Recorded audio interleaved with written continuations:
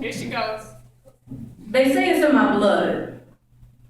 Somehow, my DNA tells me D to A is a fifth away. They said it was inevitable. Sax skills is incredible. Arranging is impeccable. I'm skeptical. Time for me to pull down this veil and put on my spectacles.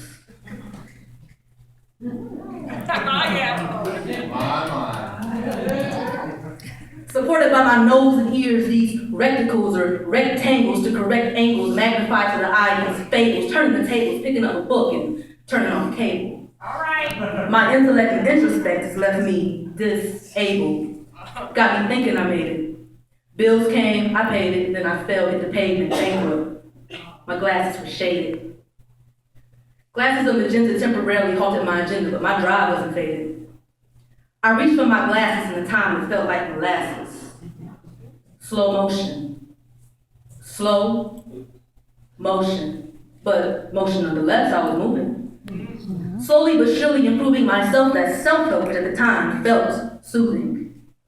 Removing the shades, it was like taking off a part of me. Though they weren't my God-given eyes, it's what I wanted the world to see. Removing the shades, not taking them off, just adjustment. Moving them again because I was afraid of the world's judgment. You saw me how I wanted, but I saw through fraudulent, and I was afraid of the cost lost, because they're my glasses. I bought it. So in a scared action of heroism, I picked up and threw down my gauntlet. I was tired of being hunted. Enough was enough. Ripping off the handcuffs, ripping down the bluffs, it was tough, but I removed the shades.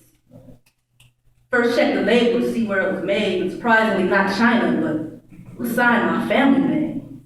And all I could think of is, dang, that ain't fair. Why must I share my ancestors' despair and wear something that hides truth? But here in my youth, what did I do? I was confused. It was like, from birth on this earth, I was immersed with this curse on my eyes. Deprived time after time, worked from 9 to 5, after 5, yet no matter how hard I tried, I couldn't survive. I wasn't really alive. Every breath led to death, yet mercifully still breathing. And not from the one that was seizing, but from the one that later I would be believing. I stood as I could, but I thought I should sit. Take time to wallow and all I had to swallow a bit. As I stared at what I embraced encased in my hand, I clutched the crutch, the such was the brace that was once on my face, facing the wrong way, I spun it. Looking at it in a way that it was not intended, I saw it was tinted, shielding the brightest of sparks. Not only was it miscolored, it was dark.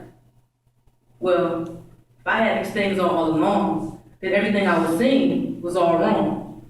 So realizing that the veil was now truly gone, I looked up, and for the first time saw the light, and knew from its warmth and its comfort everything was going to be all right. I could then see in detail, sharper than HD. It was like somebody had saved me. Jesus Christ, JC, that was who. Yeah. The Jew they sing about in Sunday school, the king, the guy that died, rose, and still rules, the one that makes professors mirror fools. He brought me out of the dark into his light, promises me long life, teaches me to walk upright. Knew I was born in sin, let me be born again, made me new, complete and whole. I'll never be torn again, and my family don't die. I won't never warn for him. Guess what? I don't worry about the fight, because in him, I always win. It's such a brighter day now. One of certainty, certainly. There's no more searching me. This man gave birth to me. And I know that doesn't make sense, but we gotta trust him with innocence, like little kids. God is all-knowing, God is good, God is love. He hears us from above. He cares about our stuff and the lack thereof. Our jobs, relationships, our classes.